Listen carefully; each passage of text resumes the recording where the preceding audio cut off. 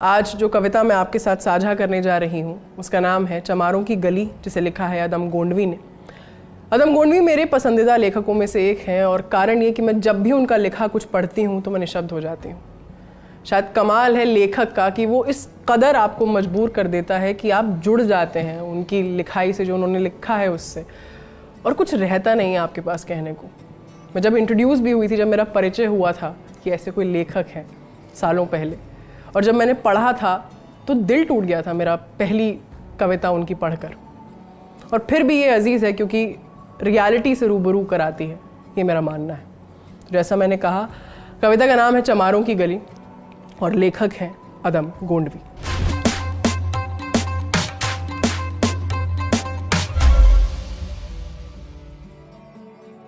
आइए महसूस करिए जिंदगी के ताप को, मैं चमारों की गली तक ले चलूंगा आपको।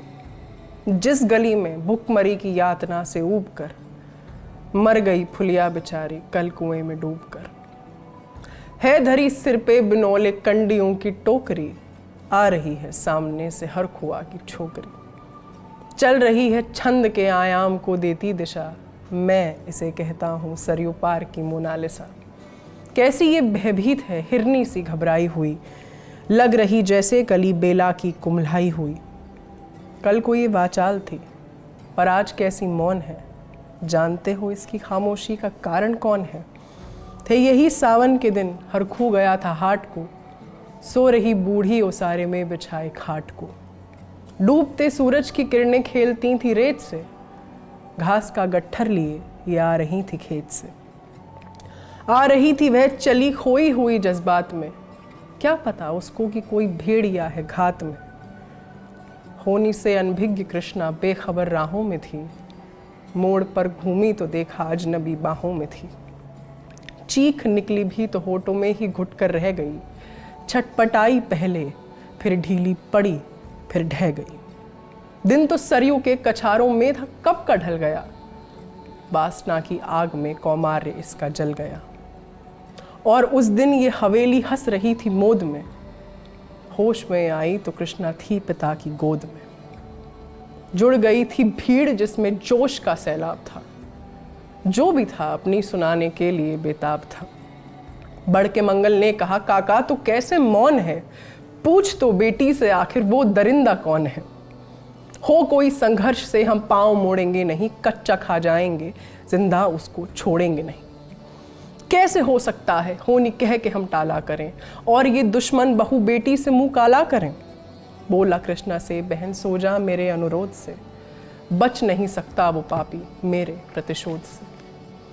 पड़ गई इसकी भनक थी ठाकुरों के कान में, वे इकट्ठे हो गए सरपंच की दालान में। दृष्टि जिसकी है जमी भाले की लंबी नोक पर, देखिए सुखराज सिंह बोले हैं खैनी ठोंक कर। क्या कहें सरपंच भाई, क्या जमाना आ गया, कल तलक जो पांव के नीचे था रुतबा पा गया। कहती है सरकार आपस में मिलजुल कर रहो, सुअर के बच्चों को अब कोरी नहीं हरिजन कहो।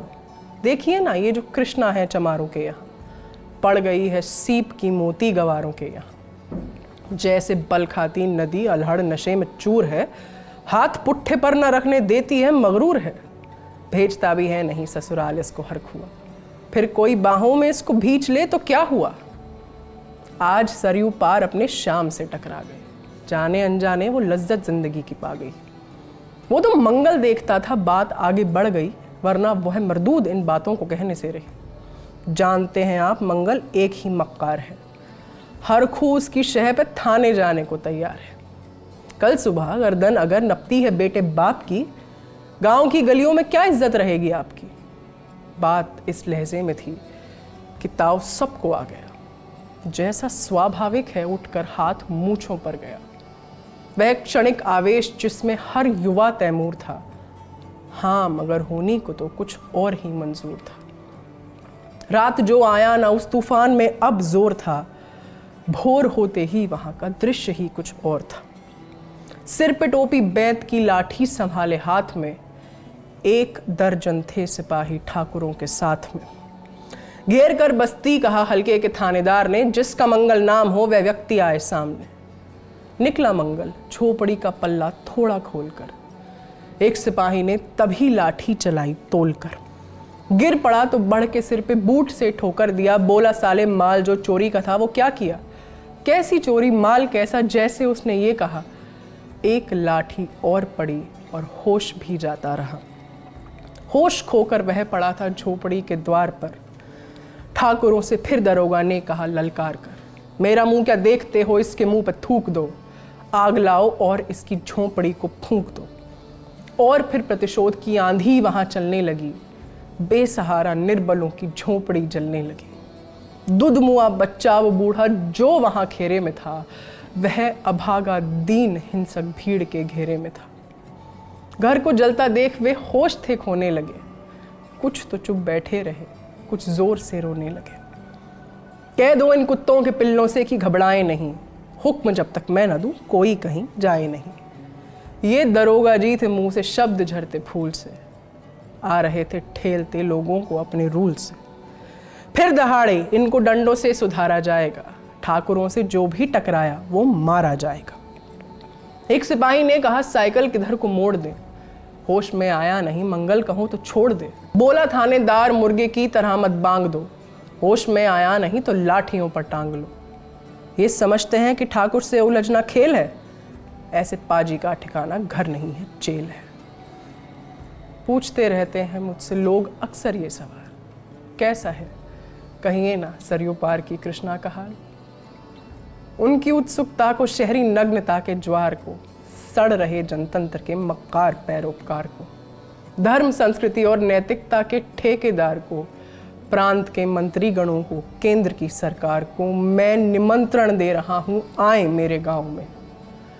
तट पे नदियों के घनी अमराइयों की छांव में, गांव जिसमें आज पांचाली उघारी जा रही, या अहिंसा की जहां पर नथ उतारी जा रही है। तरसते कितने ही मंगल लंगोटी के लिए, बेचती है जिस्म कृष्णा आज रोटी के लिए। मैंने कहा था मैं भावुक हो जाती हूँ और मैं हो गई, उसके लिए क्षमा चाहूँगी। तो ये किताब है मेरे पास, समय से मुठभेड़। इसमें अदम गोंडवी जी की और भी बहुत सारी कविताएं हैं और ये वाणी प्रकाशन की किताब है। इसे आप ऑनलाइन भी खरीद सकते हैं, किसी बुक स्टोर में जाके भी खरीद सकते हैं। उम्मीद करते हैं कि ये एपिसोड आपको पसंद आया होगा। अपना ख्याल रखिए और देखते रहिए द लल्लन ड्रॉप। शुक्रिया।